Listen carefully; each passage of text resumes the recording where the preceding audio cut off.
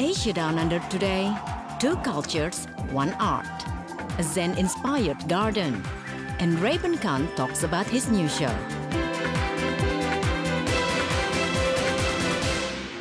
Hello and welcome to Asia Down Under.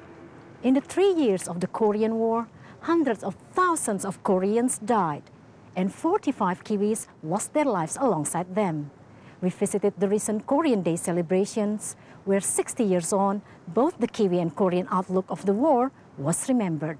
Jasmine Puji reports.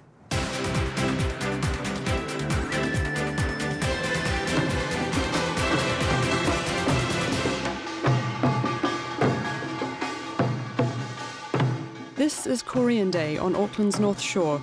The area is home to some 40,000 Koreans, the largest grouping in New Zealand. Every year on this day, they turn out in force to embrace Korean culture, past and present, to catch up with friends and to welcome the rest of the neighbourhood in. But this year they had something else in mind. Our relationship started in a very special way when New Zealand soldiers volunteered to fight in Korean War 60 years ago. Their participation was not only invaluable in repelling North Korean aggression, but also laid a firm foundation for our bilateral relationship to grow deeper and wider to what we enjoy now. 6 decades after the Korean Peninsula became the bloody battleground of a bitter fight for territory that lasted 3 years and cost hundreds of thousands of Korean lives on both sides of the border, the Korean War is being remembered. Today, those New Zealanders who volunteered to fight for South Korea are being honoured. We reached Korea on the 31st of December 1950, the last day of 1950, and disembarked there into a very cold wind and freezing temperatures, a lot of snow, and unfortunately we'd only got our normal New Zealand issue clothing, which wasn't entirely ideal for that type of weather. Well, our first impressions was how bleak the country was, how cold it was, the appalling conditions in which the Korean people were having to live, constant streams of refugees in what were really very severe climatic conditions. If it was tough for us, it must have been incredibly tough for them. For Colin Stanbridge, his involvement in the battle at Cap Yong as an officer of the New Zealand Artillery was a defining moment. It's here at this little-known memorial in Parnell, Auckland, that his thoughts turn to the events of 59 years ago.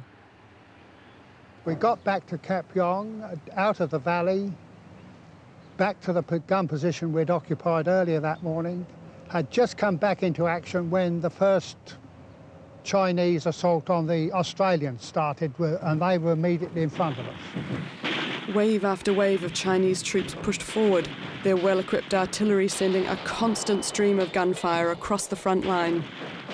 With communication cut off and his forward observer killed in action, Colin and his gunners, still at their positions after 3 gruelling days, had no more ammunition to fire. I'd run out of ammunition, so then there was no point in staying to enjoy the hospitality of a North Korean prisoner of war camp and gifting them 4 guns. So we also pulled back and rejoined the regiment about 4 or 5 kilometres further south. Important thing about the battle, it was all part of a Commonwealth Brigade team, but it stopped them. And they decided that they'd perhaps try another avenue. But the point was, the Chinese never retook Seoul, and they never ever mounted another major assault to try and capture Seoul or bring North and South under communist rule. Presidential citation. 2 years of trench warfare later and a ceasefire reached. The war was over. Back at Korean Day, while food and culture are on display, Jae An is here helping pave the way for the New Zealand Korean veterans to be part of the celebrations. Their presence here is something he feels passionately about. The fact that nearly 5,000 New Zealanders served in Korea and 45 lost their lives is something he believes Korean Kiwis need to know. And it's days like this that help spread the word. Being a Kiwi, I want to be the liaison, the linkage between two communities. So they the Koreans should remember their blood. Keep our country, our hero. Thank you. I was only one of many. In most cases, they sort of embarrass you. They are so grateful. It's a long time no see. Yeah. Well, it's important probably because I spent 3.5 years of my life in Korea, and you sort of don't forget it. While today the tension along the 38th parallel still exists, for Colin the site of today's flourishing Korean society is a far cry from what he and his gunners saw when they entered Seoul in 1951. There wasn't a soul in Seoul. It would be like walking through Auckland with Auckland totally empty, without a car, without a person. You could walk into any house or any building and you would find nobody, because they'd all fled south under the impression that the Chinese were going to reoccupy.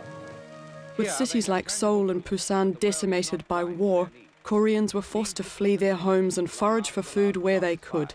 It was a battle for survival then, but survive they did, rebuilding their homes, cities and economy, and for some, migrating to New Zealand. Today, young Korean New Zealanders live far from the threat of war, but their parents and grandparents are committed to ensuring that these kids learn the stories of the past. We should remember them for the rest of our lives, and we need to teach the younger Korean New Zealanders their history.